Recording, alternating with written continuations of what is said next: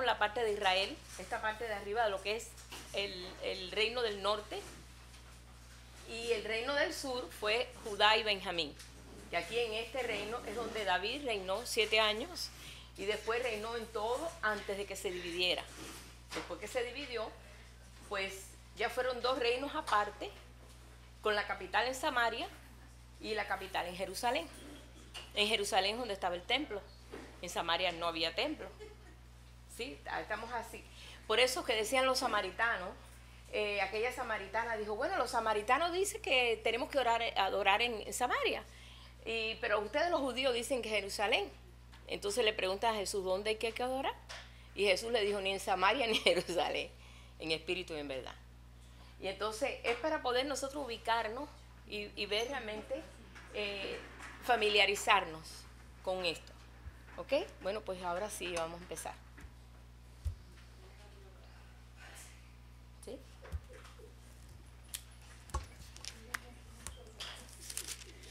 Bueno, vamos a comenzar o vamos a continuar en esta clase también, que es la número 6 de esta serie que estamos hablando, lo que es en el espíritu de Elías. Ya que sabemos que en los últimos tiempos, en los últimos días, o sea, este tiempo que nos ha tocado vivir, el Señor habló que era necesario que viniera Elías y restaurara todas las cosas. Y que como en esos días de Elías serían estos días. Que con el espíritu de Elías nosotros íbamos a poder enfrentar todas estas cosas. Hablando así como un remanente que se iba a levantar en ese espíritu de Elías, en esa fortaleza, en esa determinación.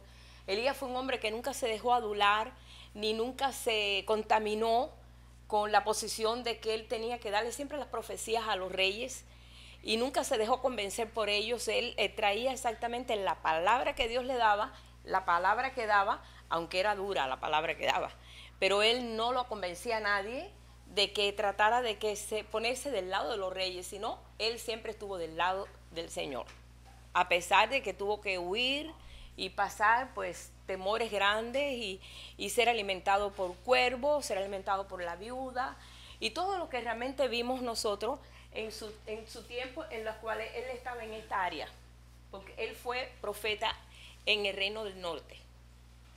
Él realmente tuvo que enfrentar una situación porque ese reino fue horrible.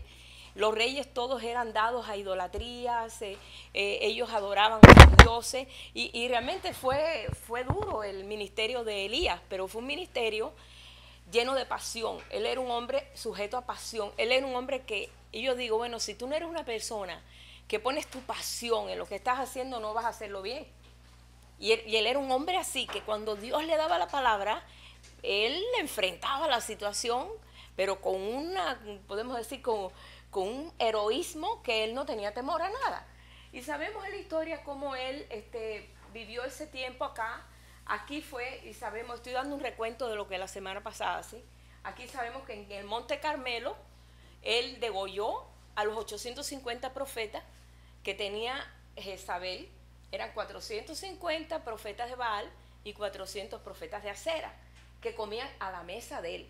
Entonces aquí él los degolló porque él mostró realmente quién era el Dios del fuego.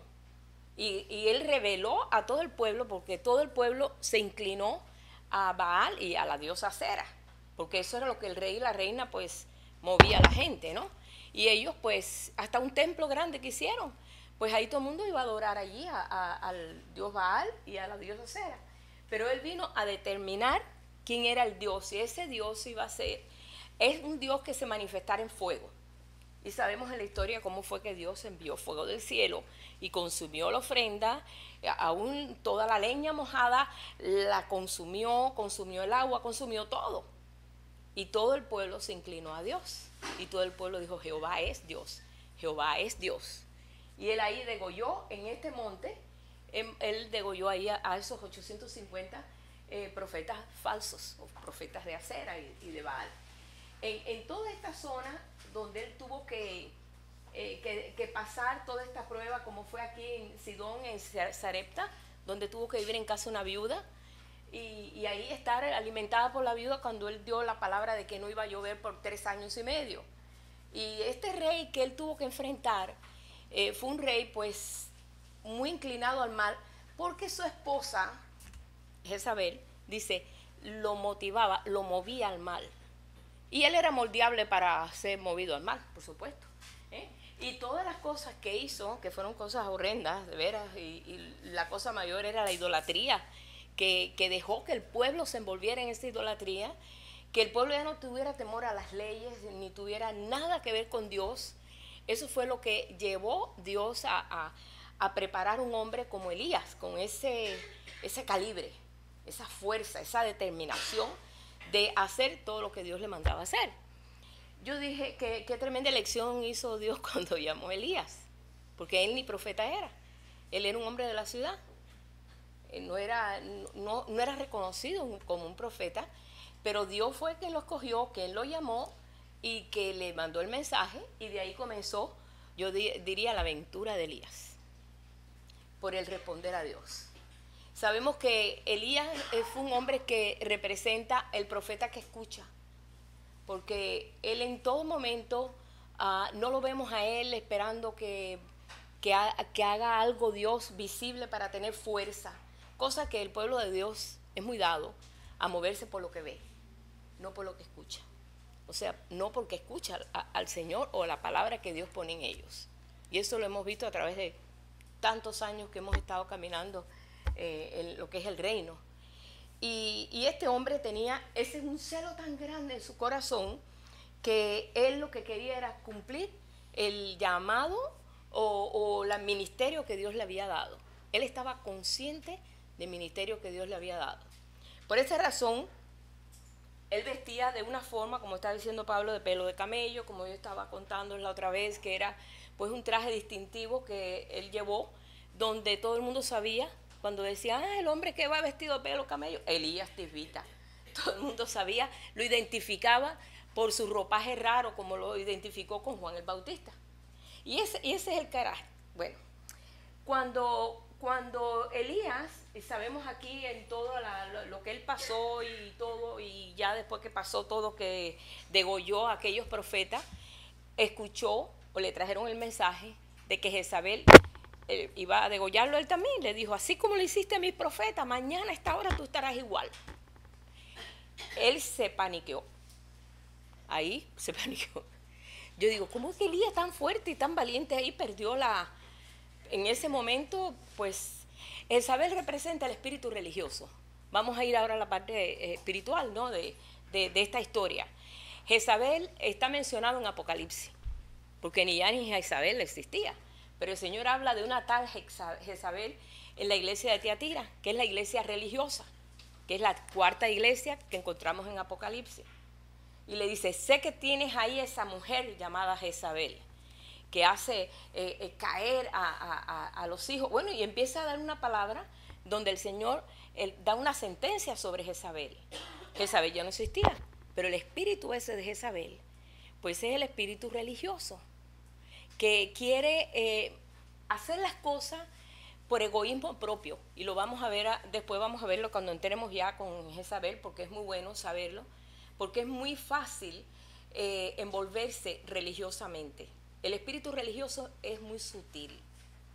Le gustan las cosas muy bonitas, todas las cosas muy así, pero es sutil. Entonces es muy importante estar muy abierto en eso. En la iglesia cuarta, la iglesia de Tiatira, da el Señor esa recomendación de que tenga cuidado, porque esa Jezabel está en medio de esa iglesia y representa ese espíritu religioso. Después vamos a ir allí. Pero cuando vemos nosotros, y ya yo compartí esto, pero solamente dando un repasito, ¿no? Que él huye con su siervo, porque él tenía un siervo, que por cierto parece que no era muy, porque ni se sabe ni el nombre, ni menciona mucho de ese siervo. Él llega y trae a su siervo, viene con su siervo aquí a Berseba, y ahí lo desemplea, ahí lo deja. Él dijo, ya se acabó mi ministerio. Él se sintió que a su ministerio se había acabado. ¿Por qué? Porque ya no habían profetas en Israel. Y ya llegó un momento en que él se sintió solo. Hay momentos que tú te sientes solo y lo que te da por huir. Podemos decir, es una situación muy parecida humanamente hablando. Y él huyó. Podemos decir, colgó la sotana, ¿no? Como decir, dijo, hasta aquí llegué yo. y soltó aquí en Beerseba, soltó a su siervo. Y dice que entró en este desierto, se metió debajo de un árbol y se dejó morir. Y dijo, Señor, quítame la vida, porque ya no quiero vivir. Entonces ahí fue donde él viene aquel ángel y lo alimenta. Yo sé que él no tenía alimento porque él no había comido nada. Pues me imagino yo que él se dejó morir de hambre y de sed en un desierto. Es cuando viene aquel ángel, lo llama y le da una torta. Y come y se vuelve a dormir. Y después vuelve otra vez a despertarse. Entonces el ángel le vuelve a dar otra torta, una comida pues espiritual, que lo capacitó a él para poder caminar 40 días y 40 noches. Mire, de acá hasta aquí hay 200 millas. Es como más lejos que de aquí a Houston. Estuvo caminando 40 días y 40 noches con aquella torta que comió. Una comida espiritual, una comida pues del cielo. Fue un ángel que le dio el alimento. Fue algo que lo capacitó a él y le dio la fuerza para poder llegar él aquí al monte Sinaí, para encontrarse ahí en el momento tan fuerte, tan tremendo, que él dijo, bueno, pues aquí me quedo buscando dirección de Dios, ya que Dios me ha dado vida. Dios me dio vida, pues yo no sé qué es lo que quiere Dios conmigo. El ángel le dijo, un largo camino te espera, así que aliméntate, porque un largo camino te espera. Y él vino a parar aquí. Y yo meditando todo eso, veo que hacía 600 años que Moisés había recibido la ley aquí. Habían pasado 600 años. Cuando Moisés ahí estuvo en ese monte Sinaí, fue cuando se vio también solo, desolado, cuando todo el pueblo se desenfrenó y se inclinó hacia aquel becerro de oro. Y él subió al monte a ver qué Dios hacía con él o qué Dios hacía con el pueblo, Dios a ver qué solución le daba a esa situación. Y fue cuando el Señor le dijo, mira, yo te puedo buscar un pueblo mejor. Lo elimino y te doy un pueblo mejor. Y fue cuando el celo de Moisés dijo, no Señor, no permitas que tú hagas eso. Porque cómo tú vas a destruir un pueblo que tú los has sacado con una mano dura de Egipto y ahora van a decir, tú los matas en el desierto. No, Señor. Pero más bien era para probarlo, a ver si verdaderamente Moisés amaba al pueblo. Porque a mí el Señor lo que me mostró es que hizo el Señor algo muy parecido cuando le dijo a Abraham, dame tu hijo, dame tu único. Y él subió al monte y ya lo iba a matar y el Señor dijo, no lo mates, solamente quería saber que verdaderamente me temes y me amas. Era como una prueba. Dios no iba a destruir al pueblo, Dios no iba a destruir al pueblo por ese fallo, pero quería probar el corazón de Moisés. Y fue ahí donde entonces él se presenta y le dice, yo quiero ver tu gloria. Y entonces él pues le dice, está bien, vas a ver mi gloria, pero te voy a meter en la hendidura de la peña, te voy a cubrir y vas a ver mis espaldas, pero no verás mi rostro. Eso fue lo suficiente para que Moisés fuera cambiado en otro hombre y su rostro brillaba. Y creo que brilló siempre, porque se cubría con un manto para poder hablar al pueblo. Su vida cambió. Desde ese momento no vemos nunca a Moisés quejándose. Nosotros podemos estar toda la vida quejándonos de tantas cosas, pero el día que tenemos un encuentro con el Señor así, hasta ese día no nos quejamos, porque sabemos que tantas cosas que nos ocurren o nos pasan, hay un propósito en Dios. Y ahí descubrimos, Moisés se dio cuenta de muchas cosas, mas nunca se quejó delante de Dios de la condición. Al contrario, siempre iba en defensa del pueblo. Lo capacitó. Dios le dio respuesta a su situación tan difícil. Y lo que necesitaba Elías era una respuesta, ¿verdad? Y fue cuando entonces él se encuevó y ese tiempo que estuvo metido en la cueva, pues en una reflexión, pensando, pues sin saber hacia dónde moverse, los problemas no se habían resuelto, qué hacer, Dios mío. Hay momentos en la vida de uno que uno dice, bueno, ¿qué hago ahora? Si el Señor no toma control, no sabemos qué cosa vamos a hacer. Por eso decimos, a ti volvemos nuestros ojos. Si ello fue lo que hizo Elías. Entonces fue cuando el Señor, conociendo el corazón de este hombre, un hombre apasionado, porque dice que era un hombre sujeto a pasión. Era un hombre que cuando hacía las cosas, las hacía con todo su corazón. No dejaba nada, no dejaba un margen. Él lo hacía de corazón y de verdad. Cuando Dios comenzó a hablarle ahí en esa cueva donde él se encerró y él dijo, yo de aquí no salgo, de aquí me quedo. Sabemos que la cueva es un falso refugio, es un refugio que el hombre mismo se busca, es lo que representa, es una falsa cobertura. Y es lo que realmente él estaba buscando, algo que lo cubriera, que le diera esa seguridad. Y el buscar a Dios en medio de esa soledad, pues no sé. Dios se le presenta y lo primero que él le dice, ¿qué haces aquí?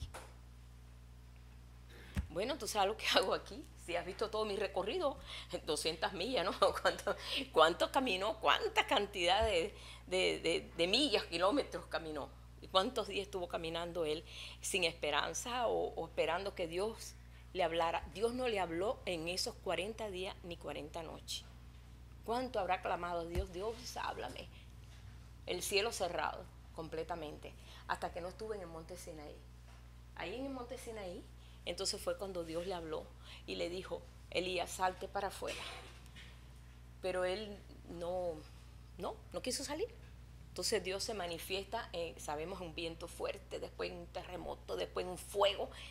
Pero él no encontraba a Dios en todas esas manifestaciones que ya para él eran familiares. Todo eso, él ha visto el fuego, él había visto todo, vio cuando la lluvia vino, que fue un viento fuerte, empezaron a romper todos aquellos truenos y comenzó a llover como nunca había llovido en todos esos 3 años y medio. A él no encontraba a Dios en eso, era parte de su andar diario.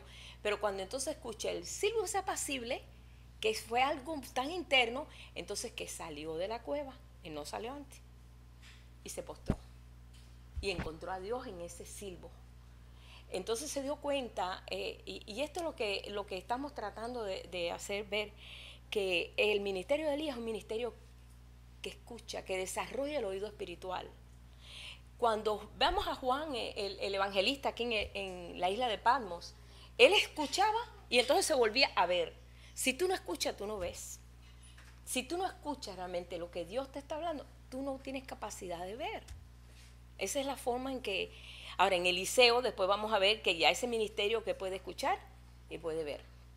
Ahí es donde nos quiere llevar el Señor.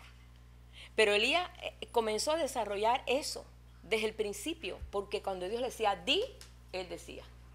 Haz esto, él lo hacía. Él escuchaba a Dios, era obediente a la palabra que Dios le daba. Él fue siempre, siempre obediente. Dios le da solución. Dios es el que da solución. Siempre hemos escuchado la palabra que dice, el Señor tiene todo en control, ¿verdad? Y nosotros mismos lo hemos dicho, el Señor tiene control. Y el Señor tiene control de todo. Él sabe todas las cosas. No cae un cabello de tu cabeza que no lo sepa. Dice, tus cabellos los tiene contados. Es un Dios tan preciso y tan, podemos decir, cuida tanto de su creación. Tiene un cuidado tan esmerado que a veces nos parece que no, que el Señor ni cuenta se da. Dios sabe. Como dice ahí, hay un salmo, estuve leyéndolo ahorita. Y yo, wow, sí, mire, en este salmo está más claro que claro. Todas estas cosas que a veces nos parece que el Señor pasa desapercibido en nuestras situaciones. No. Yo veo que en ese momento que Él se postra y Él adora, Él entró en nuevas fuerzas. Como nunca antes, porque él era un hombre de tremenda fuerza, pero él agarró una fuerza, fue como podemos decir, una energía que Dios le puso en ese momento, que perdió el miedo a Jezabel, perdió miedo al rey Acab, perdió el miedo a todo, y comenzó a escuchar a Dios, a ver qué solución le daba a Dios. Mira, a veces tanto el temor en nosotros que nos ofuscamos, y queremos nosotros hacer, pero no dejamos a Dios hacer. Y Dios no es un Dios que te fuerza, que te obliga, sino Él espera que tú vayas a Él. Así es Él, un caballeroso. No lo podemos cambiar, así es el Señor. No le podemos nosotros exigir, sino cuando entonces entramos en ese reposo es que el Señor hace así y comienza a darte soluciones. Cuando Él entró en ese reposo de ese silbo apacible, le dijo, mira, ahora vuelve por tu camino. Así le dice, vamos a ver en Primera de Reyes, vamos a ver ahí, donde nos quedamos el otro día, capítulo 19, le dice, vuélvete por tu camino, por el desierto de Damasco. Le empieza a describir el itinerario del viaje, porque Dios es tremendo para explicar la dirección y la itinerario, ¿no? Dice, y está en el verso 15, le dice, y llegarás y ungirás a Hazael por rey de Asiria. Hazael, ¿tú sabes dónde estaba? Aquí en Damasco. Mira que volver a caminar otras 200 millas para ungir al rey. El rey de Damasco.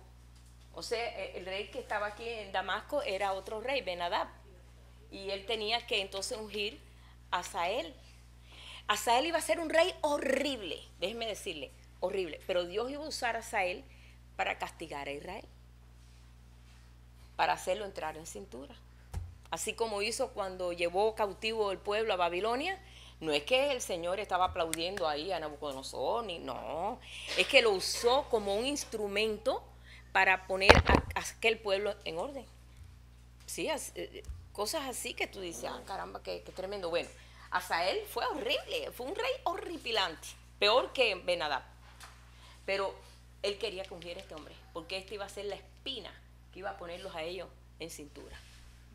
Sí, bueno, le dijo, vas a ungirlo. Después vas a ir ahí, y sigue ahí, le dice, vas a ir a donde está Jehú, el hijo de Nimsi, lo vas a ungir sobre el rey de Israel.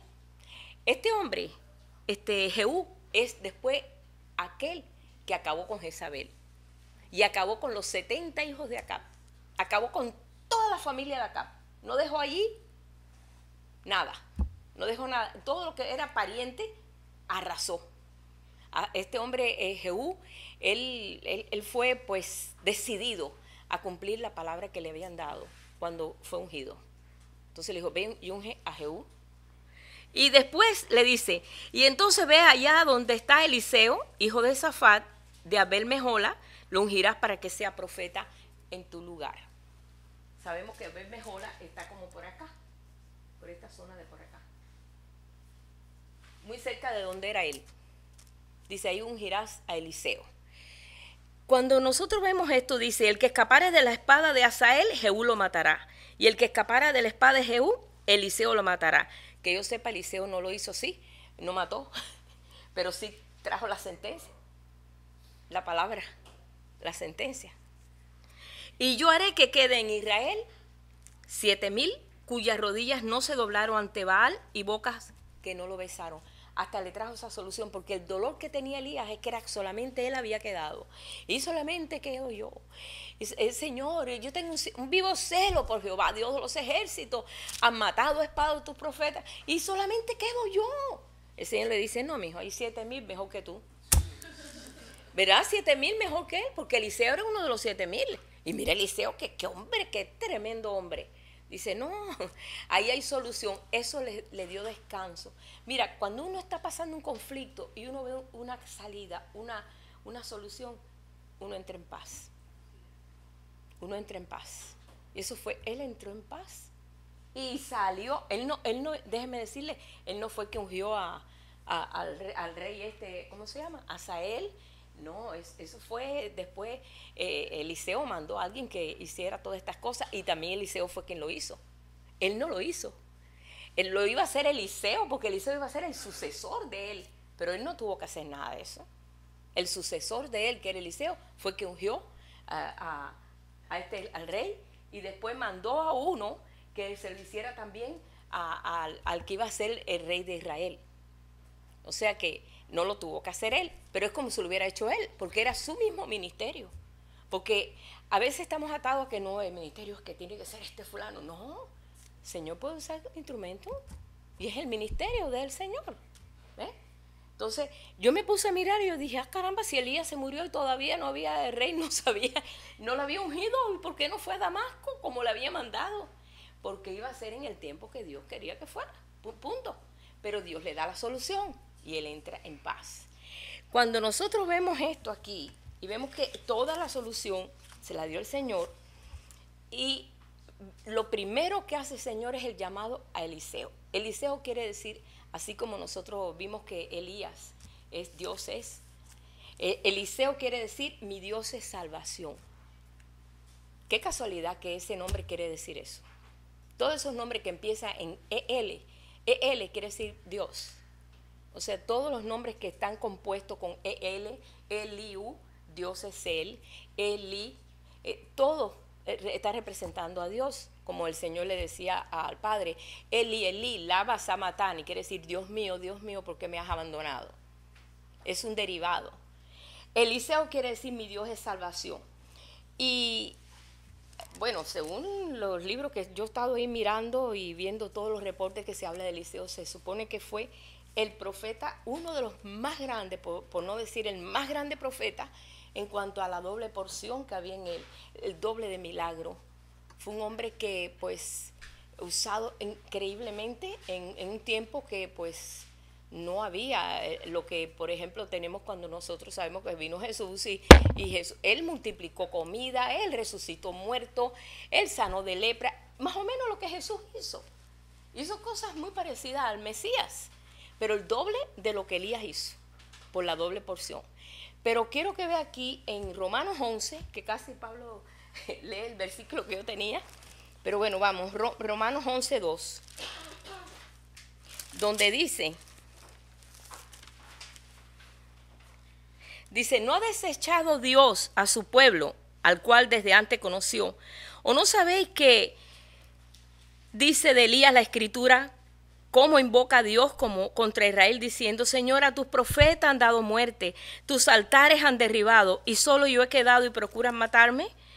Pero ¿qué le dice la divina respuesta? Que me he reservado 7,000 hombres que no han doblado la rodilla delante de Baal. Así también aún en este tiempo, fíjense como el profeta, se supone que escribió el libro de Romanos, que creen que sea que el apóstol Pablo, bueno, como sea, él compara ese tiempo con este tiempo. Dice, asimismo, de la misma forma, en este tiempo ha quedado un remanente escogido por gracia. Y si por gracia ya no es por obras, de otra manera la gracia ya no es gracia. Y si por obras ya no es gracia, de otra manera la obra ya no es obra. Queriendo decir que Dios, por su corazón, pues ha reservado un remanente. Y ese remanente es este tiempo. Es el tiempo que se levanta un remanente en el potencial de Eliseo, en el potencial de Elías. En este caso, en el potencial de esas 7,000 rodillas, cuyo grupo está Eliseo. Y vamos a ver, porque Eliseo también, si Elías tenía pasión, este hombre tenía tremenda pasión también. Él vino a ser un verdadero alumno, discípulo de Elías. Él miró, y déjenme decirle, estaba también viendo el tiempo que duró el ministerio de Elías, Eliseo, fue como unos 100 años. Fueron varios reyes. Yo no sabía que era ese tiempo. Lo estaba mirando en datos que tengo de estudios, ¿no? Donde ahí te dan reporte de ese tiempo. Fueron como entre los dos. Fue un tiempo casi como unos 100 años que ellos fueron usados en todo lo que es el reino del norte. Así que no queda testimonio de que Dios visitó realmente al pueblo de Israel en un tiempo crítico, un tiempo malo, de reyes malísimos. Por eso Dios no da la espalda a situaciones que estamos viendo nosotros políticamente o aquí globalmente, que vemos a veces, ay Dios mío, cuánta cosa está pasando, mira para esto, Dios mío, que si nosotros nos sentimos tan tristes a veces y tan abatidos, que el Señor no está de espalda a eso. El Señor sabe lo que está pasando, como sabía todo lo que estaba pasando en aquel tiempo. Dice que cuando Él llega, sabiendo que hay un remanente, cuando Él llega y ve a Eliseo estaba arando con 12 yuntas de bueyes. En primero, cuando Dios llama a alguien, tiene que ser alguien activo. Yo veo que Jesús llamó a gente pescador. Ahí estaban con las redes, no que estaban ahí esperando, ay, que Dios me hable, que Dios me hable. No, estaban con las redes ahí sacando los peces, trabajando. Cuando le dije, sígame, ven y sígueme. Ellos dejando las redes lo siguieron. Vieron ahí, a Mateo estaba ahí en la mesa ahí haciendo los impuestos, no sé, todo lo que estaba trabajando. Sígueme. le siguió. Veo que todos estaban en una actividad. Lucas era médico. No sé con quién dejó los pacientes, pero bueno, no sé. Pues ahí fue, y él le siguió. Y así vemos que cada uno de los que Jesús llamó estaba haciendo algo. Y Eliseo no iba a quedarse atrás. Él representa también un hombre trabajador, 12 yuntas de bueyes. Y él guiaba la última. Él iba en la última. Cuando se acerca Elías iba dirigido por Dios. Él no se dejó llevar en este momento porque Eliseo le parecía que iba a ser un buen siervo. A veces nos parecen cosas que caemos mal, o sea que fallamos. Él simplemente se estaba dirigiendo completamente por la voz de Dios. Y la costumbre de aquel tiempo, los profetas, era cuando había un llamado, el manto se le ponía arriba a esa persona e iba a ser un siervo. No podía ser profeta así de llegar y decir, ya yo soy profeta porque tengo un manto. No como están haciendo en muchos lugares. Ay, el manto me cayó, ahora soy profeta. No. Tenía que ser un sirviente. Y estar ahí con Elías, que ahí no mencionan a Eliseo para nada. Cuando él empezó a trabajar con Elías, ahí todo lo que se habla es de Elías y Eliseo ahí mirando y aprendiendo y ayudándole, no sé, a veces tenía que ayudarle haciéndole algo, no sé. Eres sirviente de Elías. Ese era el trabajo. Y este hombre que no era un pobre, porque para tener 12 yuntas de bueyes, era un hombre conocedor de la tierra, conocedor de la semilla, sabía cosechar, sabía sembrar, sabía cosechar, estaba bien relacionado con la tierra, sabía muchas cosas que Dios necesitaba una persona así. Aparte, era una persona que tenía un temor a Dios tan grande que enseguida conoció el gesto que le hizo Elías al pasarle el manto. Elías era un hombre requete conocidísimo en toda esa tierra. Su fama era tremenda, fue el único que enfrentó a Jezabel y decapitó completamente a esos sacerdotes, o sea, a los profetas de Baal. Era muy conocido, Elías lo conocía todo el mundo. El hecho de que un profeta de esa categoría hubiera puesto el manto sobre él era ya suficiente para decir, oh, qué privilegio, voy a ser un profeta, pero primero voy a ser un sirviente, pero voy a ser un profeta como Elías. Pero qué privilegio. Ese hombre ya entró en un regocijo tan grande que solamente le dijo, le estoy parafraseando para no tener que leerle ahí, solamente le dijo, Señor, solamente deja besar a mi madre y mi padre. Y el profeta le dijo, ¿qué tienes conmigo? Es un llamado de Dios, yo no tengo nada que ver. Toma tu tiempo. Y él agarró y tomó los 2 bueyes que tenía en su última línea de esos bueyes y los mató, y con aquella yunta hizo un barbecue y mató los 2 bueyes y le dio a comer a todo el pueblo. Hizo una fiesta. Este hombre hizo una fiesta porque este hombre tenía un regocijo. Yo me imagino Eliseo estaba con un regocijo. En primera era calvo, pues ¿cómo iba a ser que iban a ungirlo? Pues no sabía, pero era llamado, porque no era usual un profeta calvo. Porque una vez le empezaron a gritar, sube calvo, sube calvo. Y vinieron eran 42 muchachos, vinieron 2 osos, mataron a esos muchachos. Porque se burlaban de él. Hasta que realmente empezó él a tomar la fama. Pero fue un siervo fiel. Y el carácter que presenta es tremendo. Ahora bien, siendo Eliseo un hombre tan ocupado que él pues dirigía ese sembradío, ¿no? Esos terrenos, pues el trabajo que tenía era un trabajo de mucha responsabilidad. Él no escatimó decir, pero ¿cómo yo voy a dejar este trabajo tan bueno para seguir a ser un sirviente? No, al contrario, él realmente lo que miró fue el ministerio que el Señor le estaba llevando. La importancia de entrar en la heredad de Dios y decir, qué bendición, voy a ser el mejor, voy a poner toda mi fuerza para ser un hombre, pero así como Elías, él va a ser mi maestro. Y Elías vino a ser el maestro realmente de él. Él pudo arar con eso, digo yo, si él pudo arar con esas 12 yuntas, así Jesús aró con 12 yuntas de bueyes, con 12 bueyes, ¿no? Con los apóstoles, porque a veces que eran como bueyes, de ignorantes que eran y todo. En el buen sentido de la palabra, era un animal de carga, animal que rompe tierra, un animal de servicio, un animal que sirve bueno, para el trabajo de la tierra. Pero más sin embargo, Eliseo vemos que lo pudo hacer. Ahora bien, él corre a Elías, dice, ya determinado. Y quiero que veas este versículo porque me llamó la atención. A mí me gusta mucho desglosar aquí en las escrituras. Vamos ahí al versículo 20. Quiero que vea, mira, en esos pequeños detalles, a mí es que el Señor me enseña, y será porque me gustan los detalles. Dice en el capítulo 19, Primera de Reyes 19, 20, dice, entonces dejando él los bueyes, vino corriendo en pos de Elías.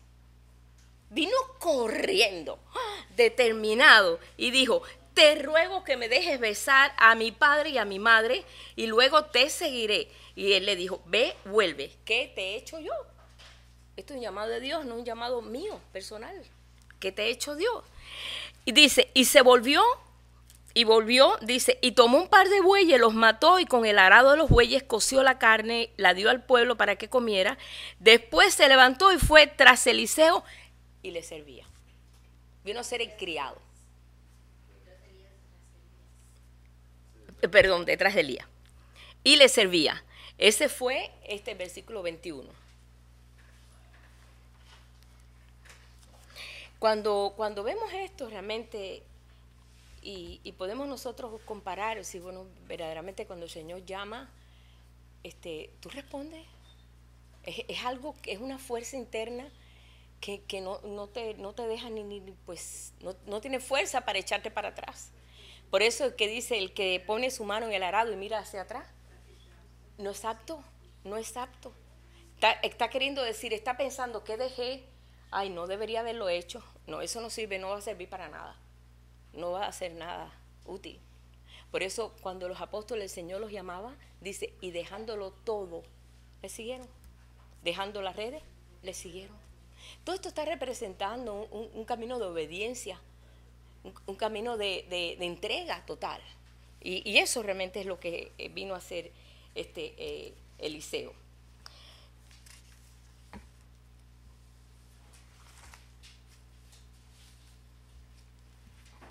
Quiero que vean una cosa aquí, ¿saben qué hora es esta? Elías ya comenzó a caminar con Eliseo. Nosotros vamos a poner nosotros en un caso así, Elías representa ese poder, esa presencia del Señor, en este caso, el poder de Elías, el poder del Señor en nosotros. Cuando nosotros vamos, no vamos solos, siempre vamos con el Señor. Y tenemos que tener esa seguridad, que no nos estamos moviendo solos, el Señor está en nosotros. O sea que esa es la conciencia más difícil que le ha costado al pueblo de Dios entender eso. ¿Por qué? Porque se acostumbró a ver a Dios afuera de él. Dios viene conmigo, viene de mi mano. Hay muchos cantos que dice, aquí de tu mano estoy, muchos cantos que yo he cantado aquí, que dice, estoy tomado de tu mano. Pero es que Él está en nosotros, no está afuera. Religiosamente nos han enseñado que Dios está afuera. Y eso es lo que nos ha costado trabajo a veces, entender que el poderoso está en medio de nosotros. Por eso es lo que nos va a capacitar a nosotros para poder caminar seguro de que no vamos solos. Elías ya más nunca titubeó. Elías ya más nunca titubeó. Ya Elías pudo, no sé qué tiempo pasó, un buen día,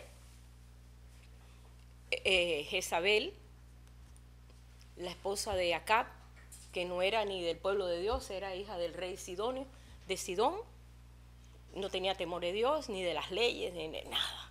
Tenía el templo de Baal, pues no tenía temor de Dios.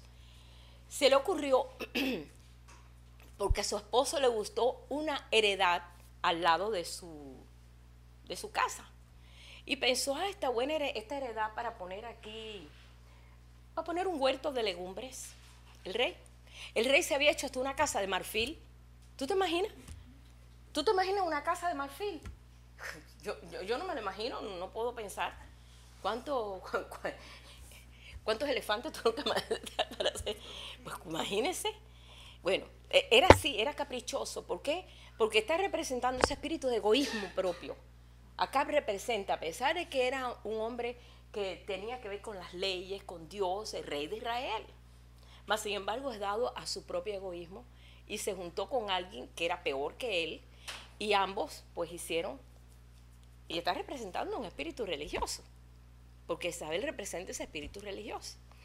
Y fue cuando él se le antojó algo que no podía recibirlo, porque por la ley todos aquellos que tenían una heredad no podían venderla, podían rentarla, podías arrendarla, pero no podías venderla, porque era la heredad que te dejaban tus padres, era sagrado, era algo sagrado, no se podía vender por la ley. Y a él se le antojó esa heredad. Y entonces fue y le dijo a Nabot, yo quiero esa heredad, está al lado de mi casa, quiero sembrar unas legumbres, quiero hacer un jardín y te la compro, mira, te voy a dar todo el dinero que tú quieras. Él dijo, ¿tú puedes creer que no? Yo no voy a vender la heredad de mis padres. Yo respeto la herencia que me dejaron mis padres y soy temeroso de Dios y yo no puedo venir en contra de eso. Yo no te la voy a dar. Y eso levantó una ira tan grande, pero tan grande. Y Dios permitió todas esas cosas porque tenía que poner ya una sentencia ya en Acab. Tenía que destruirlo. Y se enojó tanto que se puso triste y ya ni ahí estaba todo tirado. Y Jezabel le dijo, ven acá, ¿por qué estás triste? ¿Por qué estás así? Dice, porque quiero esa heredad y no me la quieren vender. Mira qué capricho, ¿verdad? Dice, no te preocupes, yo te la resuelvo rápido. No te pongas así, alegra tu corazón. Yo te la resuelvo. Y fue y buscó testigos falsos y mandó cartas y todo diciendo que este hombre había blasfemado contra Dios y todo y que había que apedrearlo y lo apedrearon y lo mataron. Entonces ella tomó posesión de la heredad y se la dio a su esposo. Dice, mira, aquí está tu heredad. Ya se murió ese, y así que ya no hay problema. Yo no sé cuántos años pasaron para que eso llegara, pero ahí Elías no había visto más a Acab. Y Dios le dijo, ve y preséntate a Acab. Ay, ya no tenía miedo ya no le tenía miedo ni a Jezabel ni a Acab. ¿Por qué? Porque ya él sabía que el silbo apacible, que era la presencia de Dios en él, le daba la fuerza para presentarse. Y ahí mismo, en esa misma heredad, se aparece Elías y le da la sentencia de muerte. Y quiero que leamos eso. Porque este es un ministerio, y no quiere decir que nosotros ahora vamos a dar profecía de que fulano se va a morir y ese, no, vamos a descartar eso porque esto es un ministerio de vida. Pero te quiere decir la autoridad con que él escuchaba a Dios y daba la palabra y se cumplía. Capítulo 20, no, el 21.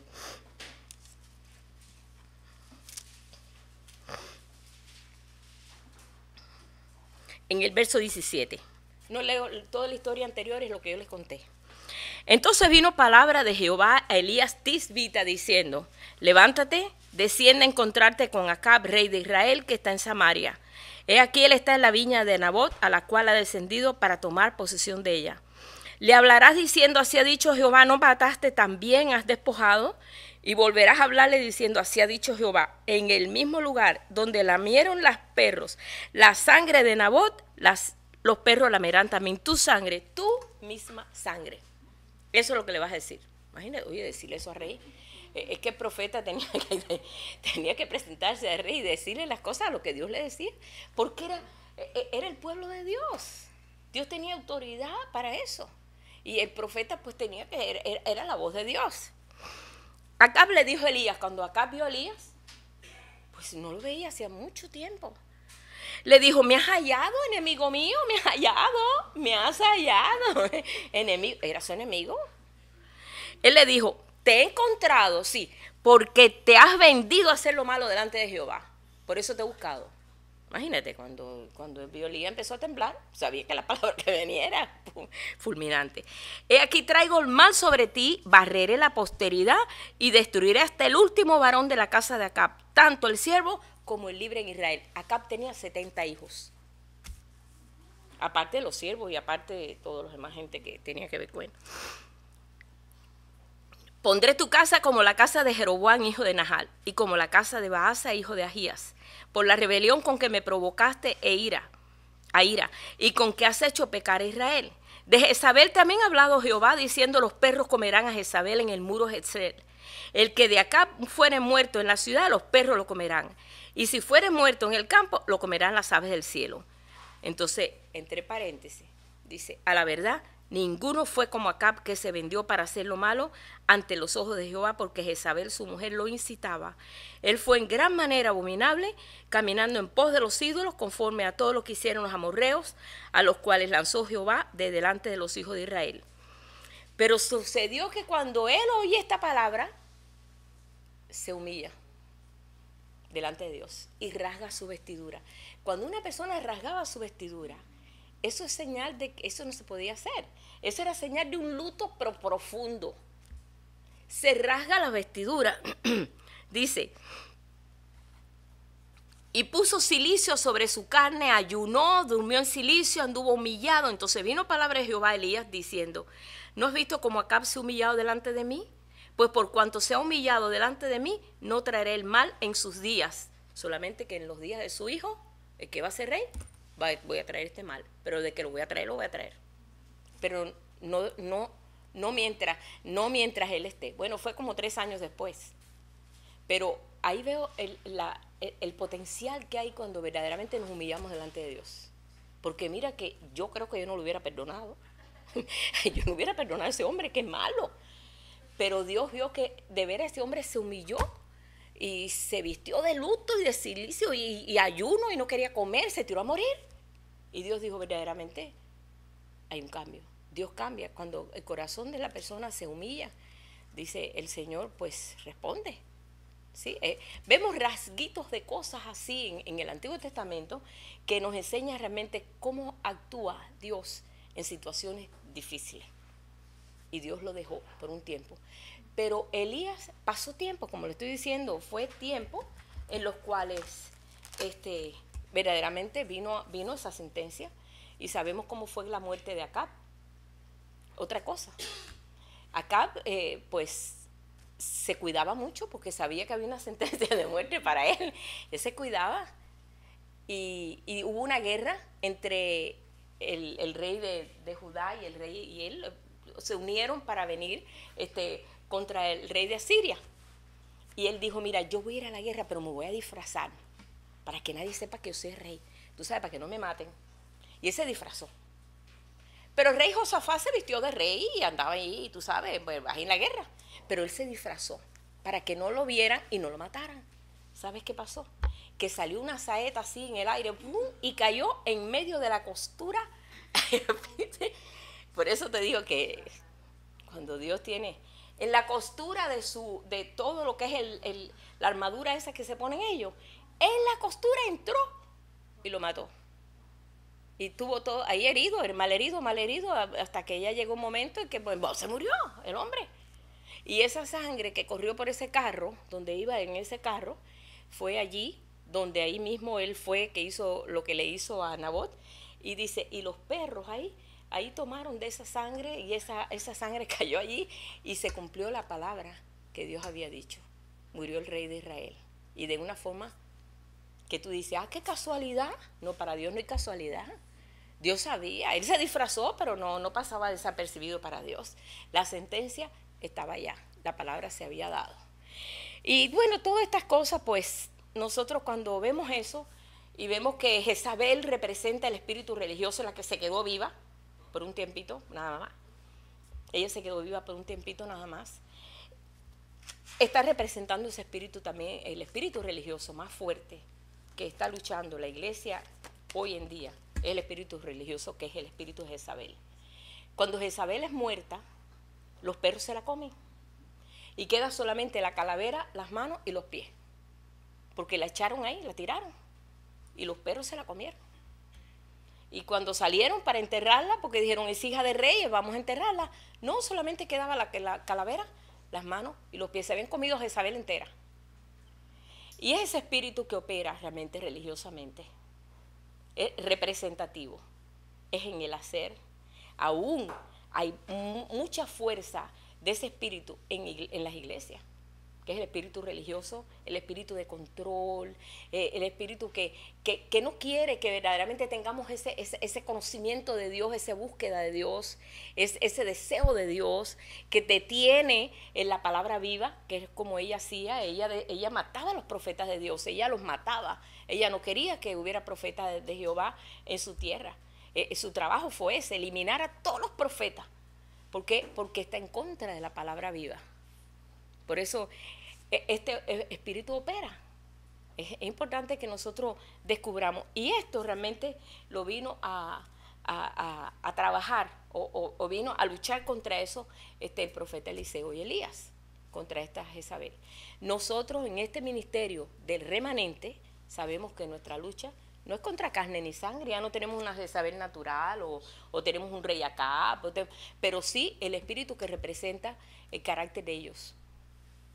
Entonces nosotros tenemos que estar pues muy claro. Por eso es importante que el que tenga oídos para oír oiga lo que el Espíritu está hablando a las iglesias. Por eso son las 7 recomendaciones de las 7 iglesias Apocalipsis, que Jesús termina diciendo, y el que tiene oídos para oír oiga lo que el Espíritu dice a las iglesias, porque tenemos que estar muy apercibidos, muy entendidos, porque el tiempo no es bueno, el tiempo es malo, y es bueno porque es glorioso, porque es el tiempo de remanente. Es el tiempo en que Dios resume todas las cosas, pero hay muchas luchas. Por eso está representado en ello, Apocalipsis 2. Vamos a ir un momentito ahí, Apocalipsis 2, para ya terminar. Verso 18.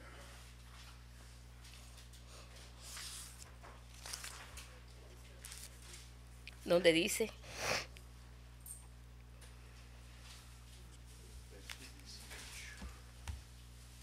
Verso 19, yo conozco tus obras, amor, fe, servicio y tu paciencia, y que tus obras postreras son más que la primera. Bueno, sabemos que la gloria de la casa de Dios postrera va a ser mayor que la primera. Pero tengo unas pocas cosas contra ti. Que toleras que esa mujer Jezabel, que se dice profetiza, enseñe y seduzca a mis siervos a fornicar y a comer cosas sacrificadas a los ídolos. Y le he dado tiempo para que se arrepientan, pero no quieren arrepentirse de su fornicación. Es aquí que yo la inutilizo, yo la arrojo en cama, yo la inutilizo. El Señor, mire hermano, el espíritu religioso se va a hacer deshecho, porque Jezabel fue deshecho. Eso a mí me da ánimo, cuando yo veo que Babilonia va a ser destruida. Ya no más Babilonia, sal de Babilonia, pueblo mío. No te involucres más en cosas religiosas, sino salte de eso. Yo la arrojo en cama y en gran tribulación a los que con ella adulteran, si no se arrepienten de las obras de ellos. A sus hijos heriré de muerte, y todas las iglesias sabrán que yo soy el que escudriña la mente y el corazón, y os daré a cada uno según sus obras. Eso está hablado aquí en el Nuevo Testamento, en Apocalipsis. Uno dice, wow, ¿qué es eso? A Jezabel, si a Jezabel no existía. Es más, ni Babilonia existía ya. Y el Señor dice, salte, pueblo mío, de Babilonia, no seas partícipe de sus plagas. Y está hablando en Apocalipsis, en este Nuevo Testamento. Y todo lo que está reflejando realmente ese espíritu que yo he podido ver ahí, pues siendo el tiempo de Elías, el tiempo de Eliseo, es el tiempo en el cual ellos tienen que venir a luchar contra ese espíritu religioso que quieren volver al pueblo de Dios para que no crean el verdadero Dios, sino que crean en todos esos dioses porque ellos pues habitaban en toda esa área, porque toda esa área ellos tenían muchos dioses falsos y ellos fueron dados a buscar esos dioses, Baal y Acera y todos esos dioses. Hoy nosotros no tenemos esa lucha, pero hay otros dioses que se levantan. Y esos son los que tenemos nosotros que luchar en este tiempo. Verdaderamente nuestro Dios es un Dios vivo, un Dios que habita en medio de su pueblo. Es un Dios verdadero, no es un Dios de figura, ni figurativo, ni imaginativo. No es un Dios místico, porque a veces equivocamos lo espiritual con lo místico.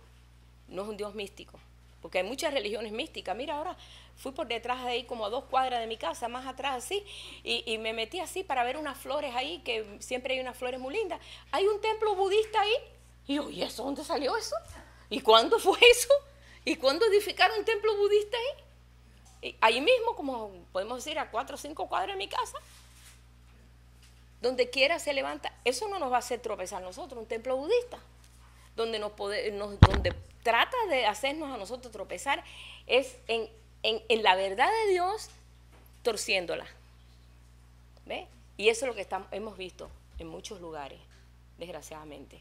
Y eso hemos visto en muchos pueblos de Dios. Se han acomodado a un Dios afuera. Ya para mí eso es más que idolatría, porque Dios habita en nosotros. Y para eso Él murió, para habitar en nosotros.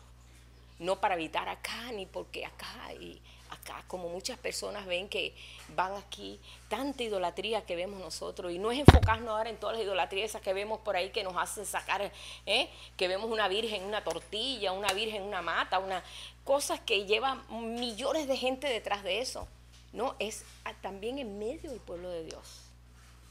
Dice, despojémonos del peso que nos asedia y busquemos verdaderamente dónde está la vena de vida que está en nosotros, es Jesús. Cuando nosotros descubramos que el Señor está en nosotros, muchas cosas se van a caer por su propio peso. Elías ya más nunca. Vemos un Elías cobarde. Ya Elías estaba listo, mira, para su encuentro con Dios. Y ahí después pues, Pablo habló algo de eso. Así que vamos a terminar aquí en esto. Y ya entonces entramos de lleno al ministerio de Eliseo, que es el ministerio que ve, que oye, pero primero y que ve. Que oye y que ve.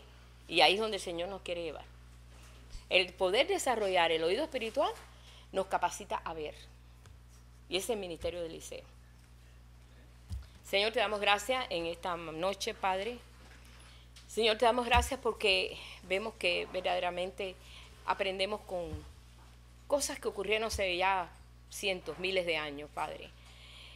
Pero tu palabra, Señor, se cumple y es cierto que tu Espíritu es el que nos enseña, que nos capacita, que nos dirige. Te damos gracias por este testimonio de Elías tan tremendo, Señor. Este testimonio de Eliseo. Este testimonio de Juan el Bautista, que él vino a representar ese Elías en ese espíritu mismo también, Señor. Y el testimonio de ese pueblo, de ese remanente que tú has estado levantando aquí, Señor, a lo largo y lo ancho de la tierra. No somos 3, no somos 20, no somos 1.000.000, somos más que eso. Porque yo sé, Señor, que tu pueblo es incontable, porque tú lo dices, como las estrellas del cielo. Y así mismo, Señor, como vemos millones de estrellas brillando, brillando, Señor, así vemos un pueblo como las estrellas del cielo. Permite, Padre, que en este tiempo que nos ha tocado vivir, tiempo fuerte, pero un tiempo glorioso, que no nos haga detener nada, Señor, ni una Jezabel, ni un rey Acab, ni nada de aquellas cosas que hacía atemorizar a Elías, Señor, sino, Padre, levantarnos en el poder ese, Señor, de Elías, ese poder, Padre, del siervo apacible, para que podamos verdaderamente estar capacitados a todas las cosas que se nos están presentando en este día, Señor. Te damos gracias por tu amor y te damos gracias, Señor, por tu paciencia con todos nosotros. En el nombre de Jesús. Amén. Gracias.